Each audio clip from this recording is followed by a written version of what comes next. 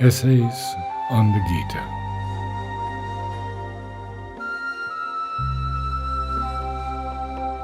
Chapter 19, Equality. Since knowledge, desirelessness, impersonality, equality, the inner self-existent peace and bliss, freedom from, or at least superiority to the tangled interlocking of the three modes of nature, are the signs of the liberated soul. They must accompany it in all its activities. They are the condition of that unalterable calm which this soul preserves in all the movement, all the shock, all the clash of forces which surround it in the world. That calm reflects the equable immutability of the Brahman in the midst of all mutations, and it belongs to the indivisible and impartial oneness which is forever immanent in all the multiplicities of the universe. For an equal and all-equalizing spirit is that oneness in the midst of the million differences and inequalities of the world. And equality of the spirit is the sole real equality. For in all else in existence, there can only be similarity, adjustment, and balance. But even in the greatest similarities of the world, we find difference of inequality and difference of unlikeness, and the adjusted balancings of the world can only come about by a poising of combined unequal weights. Hence the immense importance attached by the Gita in its elements of Karma Yoga to equality. It is the nodus of the free spirit's free relations with the world. Self-knowledge, desirelessness, impersonality, bliss, freedom from the modes of nature, when withdrawn into themselves, self-absorbed, inactive, have no need of equality, for they take no cognizance of the things in which the opposition of equality and inequality arises. But the moment the spirit takes cognizance of and deals with the multiplicities, personalities, differences, inequalities of the action of nature, it has to effectuate these other signs of its free status by this one manifesting sign of equality. Knowledge is the consciousness of unity with the One, and in relation with the many different beings and existences of the universe, it must show itself by an equal oneness with all. Impersonality is the one immutable spirit's superiority to the variations of its multiple personality in the world, in its dealings with the personalities of the universe. It must show itself in the equal and impartial spirit of its action with regard to all, however various that action may be made, by the variety of relations into which it is molded, or of the conditions under which it has to take place. So Krishna, in the Gita, says that none is dear to him, none hated. To all he is equal in spirit. Yet is the God-lover the special receiver of his grace, because the relation he has created is different, and the one impartial Lord of all yet meets each soul according to its way of approach to him. Desirelessness is the illimitable spirit's superiority to the limiting attraction of the separate objects of desire in the world. When it has to enter into relations with those objects, it must show it either by an equal and impartial indifference in their possession, or by an equal and impartial unattached delight in all and love for all, which, because it is self-existent, does not depend upon possession or non-possession, but is, in its essence, unperturbed and immutable. For the spirit's bliss is in itself, and if this bliss is to enter into relations with things and creatures, it is only in this way that it can manifest its free spirituality, Traigunyatitya, transcendence of the gunas, is the unperturbed spirit's superiority to that flux of action of the modes of nature, which is, in its constant character, perturbed and unequal. If it has to enter into relations with the conflicting and unequal activities of nature, if the free soul is to allow its nature any action at all, it must show its superiority by an impartial equality towards all activities, results, or happenings. Equality is the sign, and also, for the aspirant, the test. Where there is inequality in the soul, there is in evidence some unequal play of the modes of nature, motion of desire, play of personal will, feeling and action, activity of joy and grief, or that disturbed and disturbing delight, which is not true spiritual bliss, but a mental satisfaction, bringing in its train, inevitably, a counterpart or recoil of mental dissatisfaction. Where there is inequality of soul, there is deviation from knowledge, loss of steadfast abiding in the all-embracing and all-reconciling oneness of the Brahman and unity of things. By his equality, the Karma Yogan knows in the midst of his action that he is free. It is the spiritual nature of the equality, enjoined, high and universal in its character and comprehension, which gives its distinctive note to the teaching of the Gita in this matter. For otherwise the mere teaching of equality in itself, as the most desirable status of the mind, feelings, and temperament, in which we rise superior to human weakness, is by no means peculiar to the Gita. Equality has always been held up to admiration as the philosophic ideal and the characteristic temperament of the sages.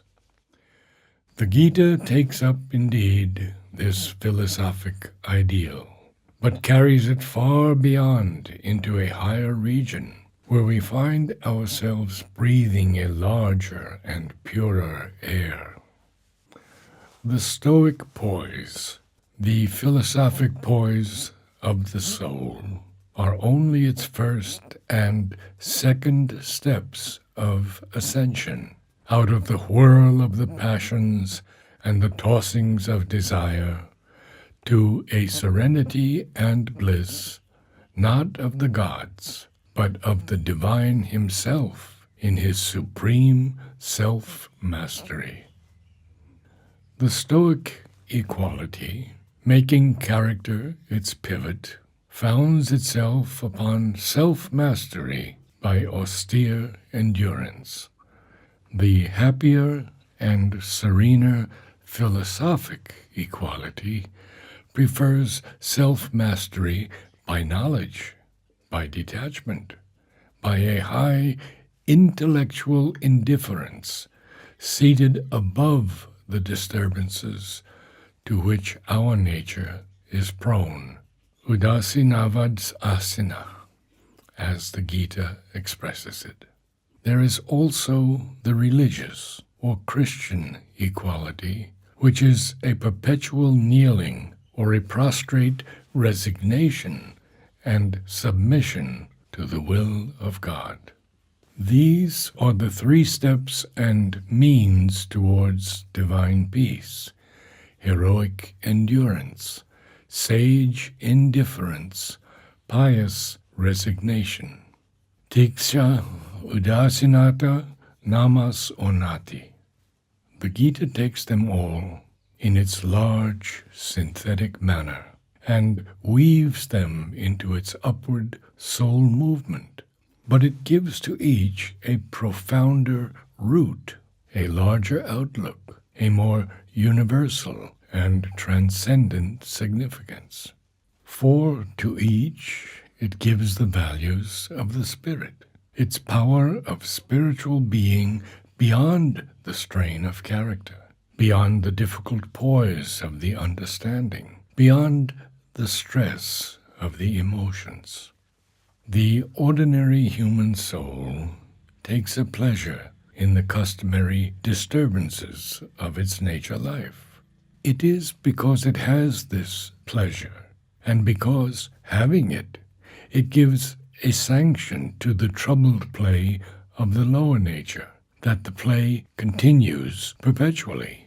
For the Prakriti does nothing except for the pleasure, and with the sanction of its lover and enjoyer, the Purusha. We do not recognize this truth because under the actual stroke of the adverse disturbance, smitten by grief, pain, discomfort, misfortune, failure, defeat, blame, dishonor, the mind shrinks back from the blow, while it leaps eagerly to the embrace of the opposite and pleasurable disturbances, joy, pleasure, satisfactions of all kinds, prosperity, success, victory, glory, praise. But this does not alter the truth of the soul's pleasure in life, which remains constant behind the dualities of the mind. The warrior does not feel physical pleasure in his wounds, or find mental satisfaction in his defeats, but he has a complete delight in the Godhead of battle, which brings to him defeat and wounds as well as the joy of victory, and he accepts the chances of the former and the hope of the latter as part of the mingled weft of war, the thing which the delight in him pursues.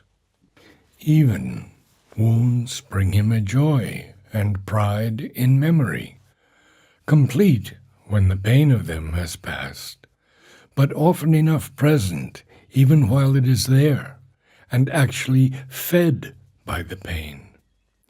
Defeat keeps for him the joy and pride of indomitable resistance to a superior adversary, or, if he is of a baser kind, the passions of hatred and revenge, which also have their darker and crueler pleasures. So it is with the pleasure of the soul in the normal play of our life. The mind recoils by pain and dislike from the adverse strokes of life. That is nature's device for enforcing a principle of self-protection, jugupsha, so that the vulnerable nervous and bodily parts of us may not unduly rush upon self-destruction to embrace it. It takes joy in the favorable touches of life. That is nature's lure of rajasic pleasure. so that the force in the creature may overcome the tamasic tendencies of inertia and inactivity, and be impelled fully towards action, desire, struggle, success, and by its attachment to these things, her ends may be worked out. Our secret soul takes a pleasure in this strife and effort, and even a pleasure in adversity and suffering, which can be complete enough in memory and retrospect, but is present too behind at the time, and often even rises to the surface of the afflicted mind to support it in its passion. But what really attracts the soul is the whole mingled weft of the thing we call life, with all its disturbance of struggle and seeking, its attractions and repulsions, its offer and its menace, its varieties of every kind. To the Rajasic desire soul in us, a monotonous pleasure, success without struggle, joy without a shadow, must after a time become fatiguing, insipid, cloying. It needs a background of darkness to give full value to its enjoyment of light, for the happiness it seeks and enjoys is of that very nature. It is in its very essence relative and dependent on the perception and experience of its opposite. The joy of the soul in the dualities is the secret of the mind's pleasure in living. Ask it to rise out of all this disturbance to the unmingled joy of the pure bliss soul, which all the time secretly supports its strength in the struggle and makes its own continued existence possible. It will draw back at once from the call. It does not believe in such an existence, or it believes that it would not be life, that it would not be at all the varied existence in the world around it, in which it is accustomed to take pleasure. It would be something tasteless and without savor. Or it feels that the effort would be too difficult for it. It recoils from the struggle of the ascent, although in reality the spiritual change is not at all more difficult than the realization of the dreams the desire soul pursues, nor entails more struggle and labor in the attainment than the tremendous effort which the desire soul expends in its passionate chase after its own transient objects of pleasure and desire. The true cause of its unwillingness is that it is asked to rise above its own atmosphere and breathe a rarer and purer air of life, whose bliss and power it cannot realize, and hardly even conceives as real, while the joy of this lower turbid nature is to it the one thing familiar and palpable. Nor is this lower satisfaction in itself a thing evil and unprofitable. It is rather the condition for the upward evolution of our human nature, out of the tamasic ignorance and inertia to which its material being is most subject.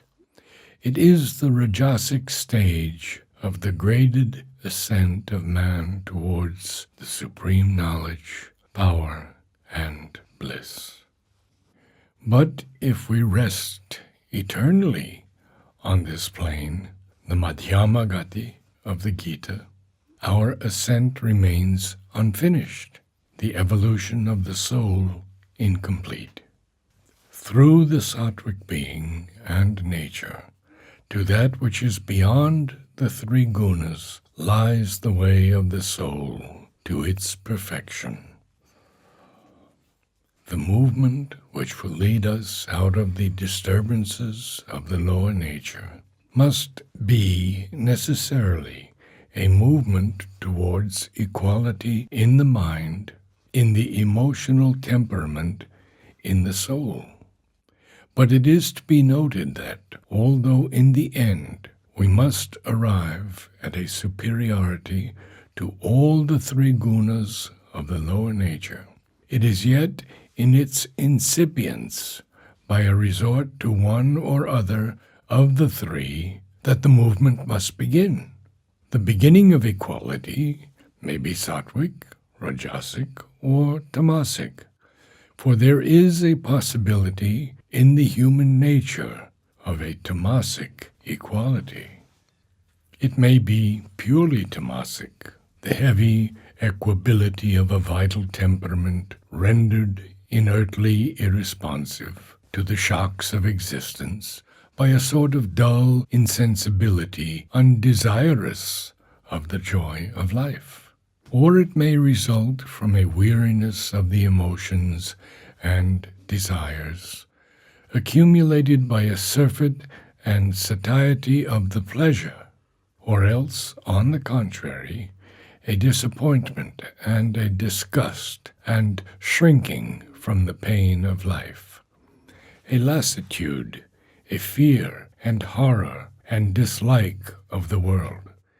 It is then in its nature a mixed movement, rajaso-tamasic, but the lower quality predominates.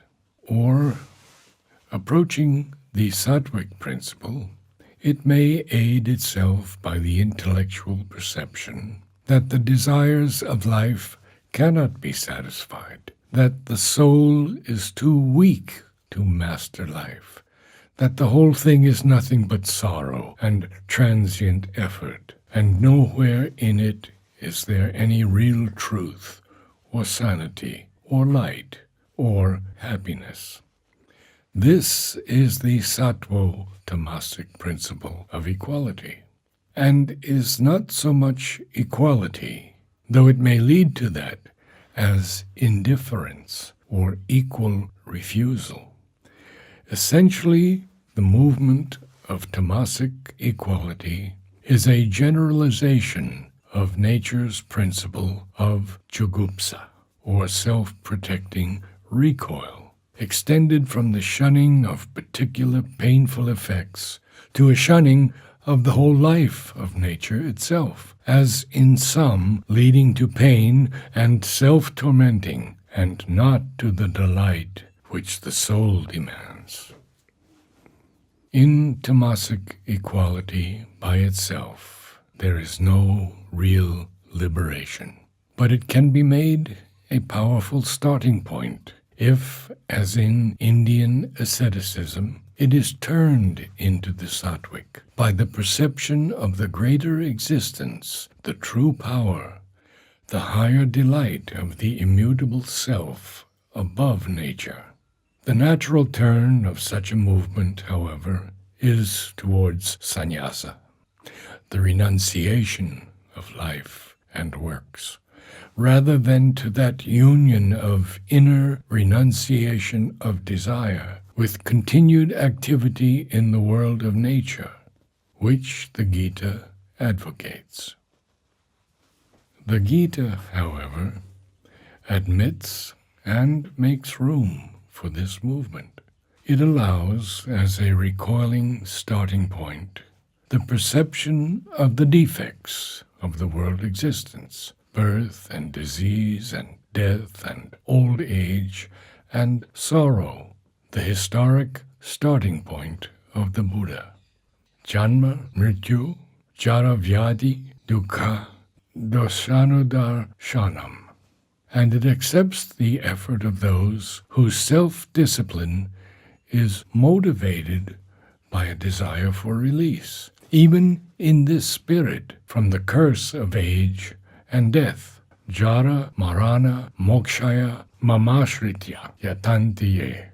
But that to be of any profit must be accompanied by the sattvic perception of a higher state, and the taking delight and refuge in the existence of the divine, mamashrita.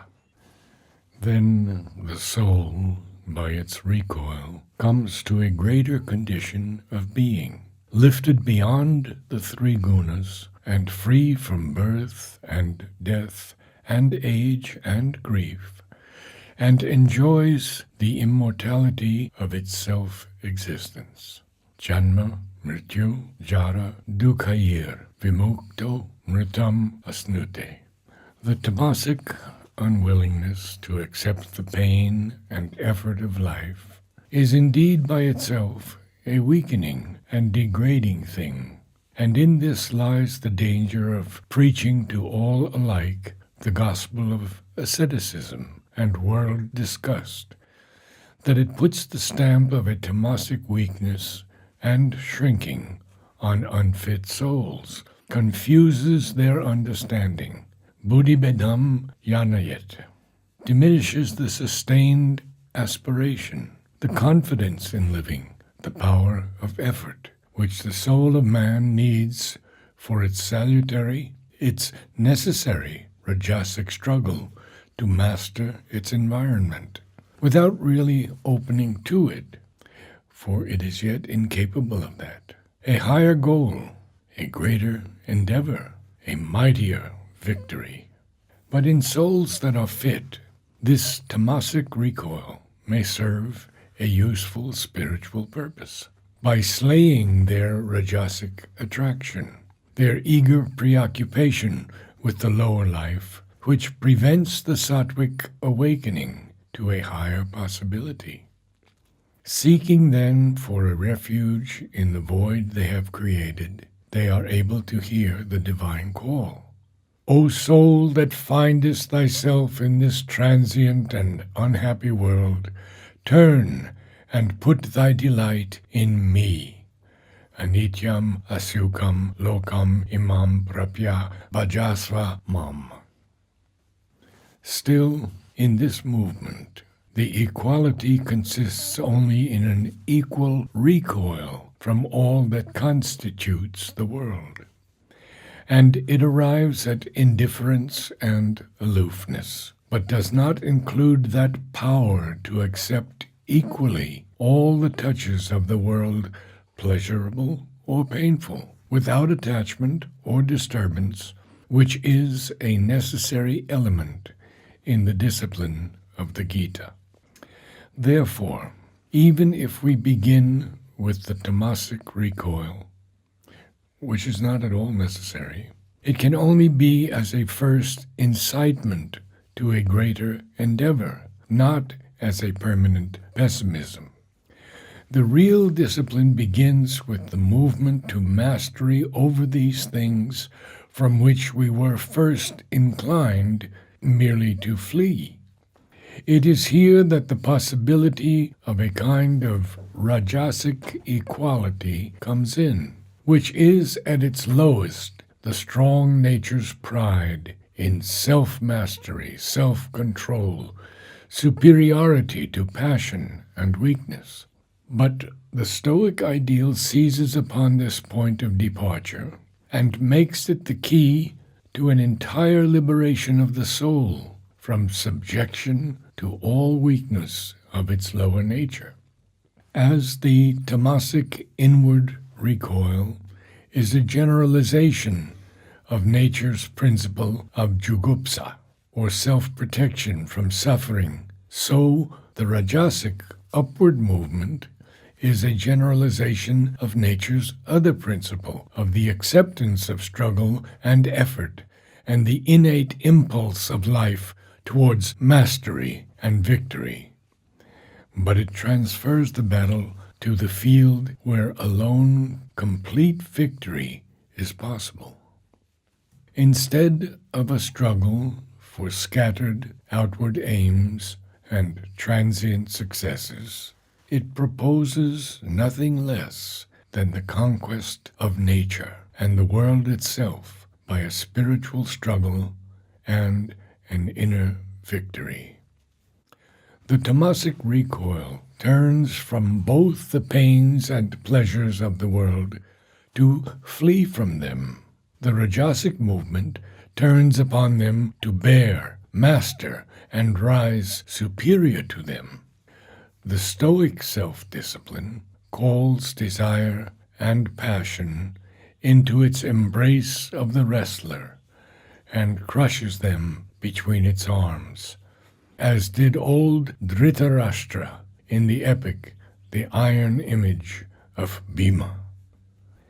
It endures the shock of things painful and pleasurable, the causes of the physical and mental affections of the nature, and breaks their effects to pieces.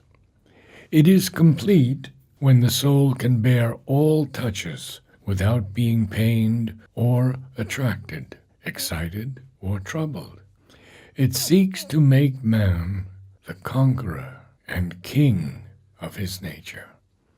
The Gita, making its call on the warrior nature of Arjuna, starts with this heroic movement. It calls on him to turn on the great enemy desire and slay it. Its first description of equality is that of the Stoic philosopher. He whose mind is undisturbed in the midst of sorrows and amid pleasures is free from desire, from whom liking and fear and wrath have passed away, is the sage of settled understanding, who in all things is without affection, though visited by this good or that evil, and neither hates nor rejoices. His intelligence sits firmly founded in wisdom. If one abstains from food, it says, giving a physical example, the object of sense ceases to affect, but the affection itself of the sense, the rasa, remains.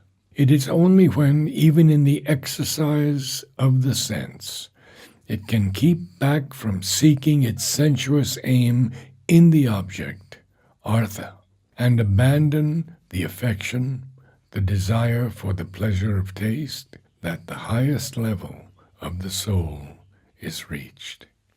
It is by using the mental organs on the objects, ranging over them with the senses, Vishaya Indriyash Karan, but with senses subject to the self, freed from liking and disliking, that one gets into a large and sweet clearness of soul and temperament in which passion and grief find no place. All desires have to enter into the soul as water into the sea, and yet it has to remain immovable, filled but not disturbed, so in the end all desires can be abandoned. To be freed from wrath and passion and fear and attraction is repeatedly stressed as a necessary condition of the liberated status, and for this we must learn to bear their shocks, which cannot be done without exposing ourselves to their causes. He who can bear here in the body the velocity of wrath and desire is the yogin, the happy man, titiksha. The will and power to endure is the means. The material touches which cause heat and cold, happiness and pain, things transient which come and go, these learn to endure. For the man, whom these do not trouble nor pain, the firm and wise, who is equal in pleasure and suffering, makes himself apt for immortality.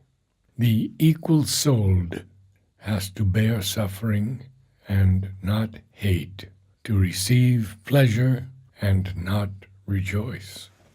Even the physical affections are to be mastered by endurance, and this too is part of the Stoic discipline. Age, death, suffering, pain are not fled from, but accepted and vanquished by a high indifference. Dhirastatra na muhyati, says the Gita. The strong and wise soul is not perplexed, troubled, or moved by them, but still they are accepted only to be conquered. Jara, Maranya, Amoksha, Ya Yatanti. Not to flee appalled from nature in her lower masks, but to meet and conquer her is the true instinct of the strong nature. Purusharshaba, the leonine soul among men. Thus compelled, she throws aside her mask and reveals to him his true nature as the free soul, not her subject, but her king and lord, Swarati Samrati. But the Gita accepts this Stoic discipline, this heroic philosophy, on the same condition that it accepts the Tamasic recoil. It must have above it the Sattvic vision of knowledge, at its root the aim at self-realization, and in its steps the ascent to the divine nature. A Stoic discipline which merely crushed down the common affections of our human nature, although less dangerous than a Tamasic weariness of life, unfruitful pessimism and sterile inertia, because it would at least increase the power and self-mastery of the soul, would still be no unmixed good, since it might lead to insensibility and an inhuman isolation without giving the true spiritual release. The Stoic equality is justified as an element in the discipline of the Gita, because it can be associated with and can help to the realization of the free, immutable self in the mobile human being, param dritsva, and to status in that new self-consciousness, esha brahmi sthiti, awakening by the understanding to the highest, which is beyond even the discerning mind, put force on the self by the self to make it firm and still, and slay this enemy who is so hard to assail, desire. Both the Tamasic recoil of escape and the Rajasic movement of struggle and victory are only justified when they look beyond themselves through the Sattvic principle to self-knowledge, which legitimizes both the recoil and the struggle. The pure philosopher, the thinker, the born sage, not only relies upon the Sattvic principle in him as his ultimate justification, but uses it from the beginning as his instrument of self-mastery. He starts from the Sattvic equality. He, too, observes the transitoriness of the material and external world, and its failure to satisfy the desires or to give the true delight, but this causes in him no grief, fear, or disappointment. He observes all with an eye of tranquil discernment, and makes his choice without repulsion or perplexity. The enjoyments born of the touches of things are causes of sorrow. They have a beginning and an end. Therefore, the sage, the man of awakened understanding, Buddha, does not place his delight in these. The self in him is unattached to the touches of external things. he finds his happiness in himself. He sees, as the Gita puts it, that he is himself his own enemy and his own friend, and therefore he takes care not to dethrone himself by casting his being into the hands of desire and passion. Natmanam avasadayet, but delivers himself out of that imprisonment by his own inner power. Udhared atman atmanan. For whoever has conquered his lower self finds in his higher self his best friend and ally. He becomes satisfied with knowledge, master of his senses, a yogin by sattvic equality. For equality is yoga, samatvam yoga ukyate. Regarding alike clod and stone and gold, tranquil and self-poised in heat and cold, suffering and happiness, honor and disgrace. He is equal in soul to friend and enemy, and to neutral and indifferent, because he sees that these are transitory relations, born of the changing conditions of life. Even by the pretensions of learning and purity and virtue, and the claims to superiority which men base upon these things, he is not led away. He is equal-souled to all men, to the sinner and the saint, to the virtuous, learned, and cultured Brahmin, and the fallen outcast. All these are the Gita's descriptions of the sattvic equality, and they sum up well enough what is familiar to the world as the calm, philosophic equality of the sage. Where then is the difference between this and the larger equality taught by the Gita? It lies in the difference between the intellectual and philosophic discernment and the spiritual, the Vedantic knowledge of unity on which the Gita founds its teaching. The philosopher maintains his equality by the power of the buddhi, the discerning mind, but even that by itself is a doubtful foundation. For, though master of himself on the whole, by a constant attention or an acquired habit of mind, in reality he is not free from his lower nature, and it does actually assert itself in many ways, and may at any moment take a violent revenge for its rejection and suppression. For always, the play of the lower nature is a triple play, and the rajasic and tamasic qualities are ever lying in wait for the sattvic man. Even the mind of the wise man, who labors for perfection, is carried away by the vehement insistence of the senses. Perfect security can only be had by resorting to something higher than the sattvic quality, something higher than the discerning mind, to the self, not the philosopher's intelligent self, but the divine sage's spiritual self, which is beyond the three gunas.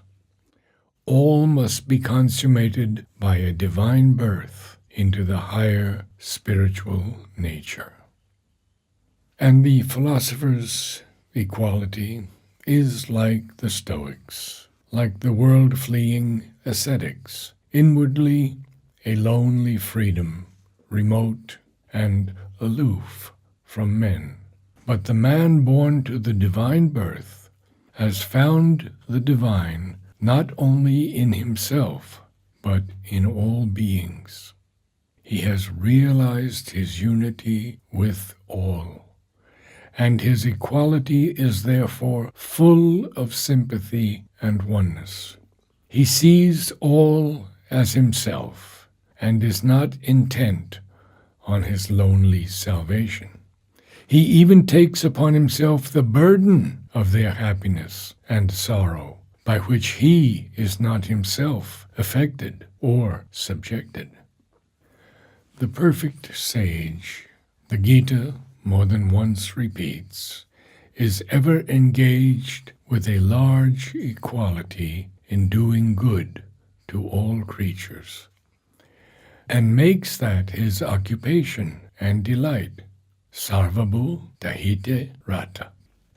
The perfect yogin is no solitary musing on the self in his ivory tower of spiritual isolation, but Yukta Krishna Karma Krit, a many-sided universal worker for the good of the world, for God in the world.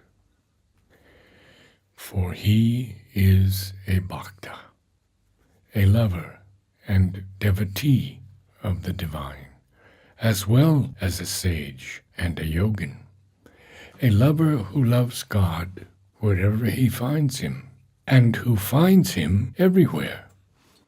And what he loves, he does not disdain to serve, nor does action carry him away from the bliss of union, since all his acts proceed from the one in him, and to the one in all they are directed. The equality of the Gita is a large, synthetic equality, in which all is lifted up into the integrality of the divine being and the divine nature.